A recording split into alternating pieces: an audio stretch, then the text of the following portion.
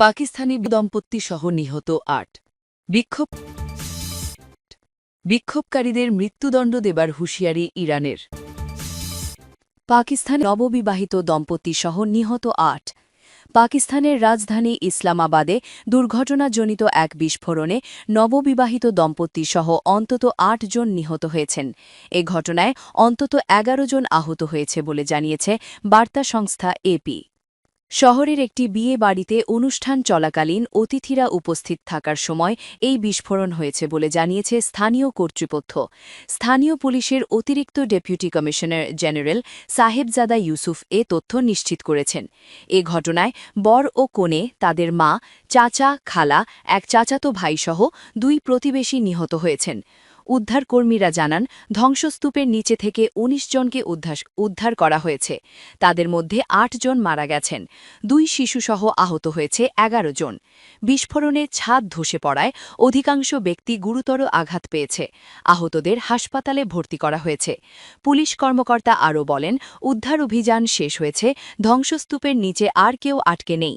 এক বিবৃতিতে পুলিশ জানায়, এলাকা পুরোপুরি নজরদারিতে আছে। মৃত্যুদণ্ড দেওয়ার হুঁশিয়ারি ইরানের। ইরান জুড়ে গতকাল শনিবার রাতেও ব্যাপক বিক্ষোভ হয়েছে।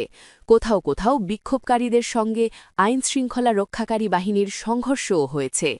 গত ৩ দিনে দুপক্ষের সংঘর্ষে কয়েকশো বিক্ষোভকারী নিহত বা আহত হয়েছেন বলে খবর প্রকাশ পেয়েছে।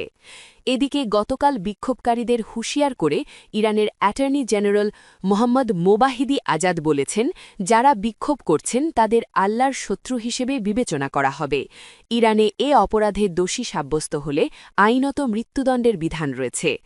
গত ২৮ ডিসেম্বর ইরানে বিক্ষোভ শুরু হয়। এরপর ২ সপ্তাহ ধরে বিক্ষোভ চলছে। আন্দোলন শুরু হয়েছিল মূল্যস্ফীতির বিরুদ্ধে প্রতিবাদ জানাতে, কিন্তু দ্রুতই তা রাজনৈতিক রূপ নেয়। প্রতিবাদকারীদের কেউ কেউ এখন ইসলামী প্রজাতন্ত্র শেষ করার ডাক দিচ্ছেন।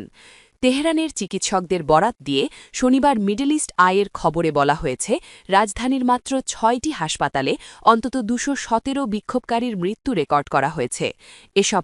এসব হাসপাতালে যাদের মৃত্যু হয়েছে তাদের বেশিরভাগই গুলিবিদ্ধ ছিলেন। হাসপাতালগুলোতে হতাহত ব্যক্তিদের ভিড় উপচে পড়ছে। ইরানে চলমান বিক্ষোভ দেশের গণ্ডি ছাড়িয়ে বিদেশেও ছড়িয়ে পড়েছে। গতকাল পশ্চিম লন্ডনে ইরানের দূতাবাস প্রাঙ্গণে বিক্ষোভ হয়েছে। এদিন কয়েকশো বিক্ষোভকারী দূতাবাস ভবনের বাইরে জড়ো হন। তাদের হাতে ছিল ইরানের পতাকা। তারা সরকার বিরোধী স্লোগান দিয়েছেন। এ সময় একজন দূতাবাস ভবনের বারান্দায় ওঠে ইরানের পতাকা নামিয়ে ফেলেন। লন্ডন মেট্রোপলিটন পুলিশ বলেছে, প্রতিবাদের সময় ২ জনকে গ্রেপ্তার করা হয়েছে। অনুপ্রবেশের অভিযোগে কর্মকর্তারা অন্য একজনকে খুঁজছেন।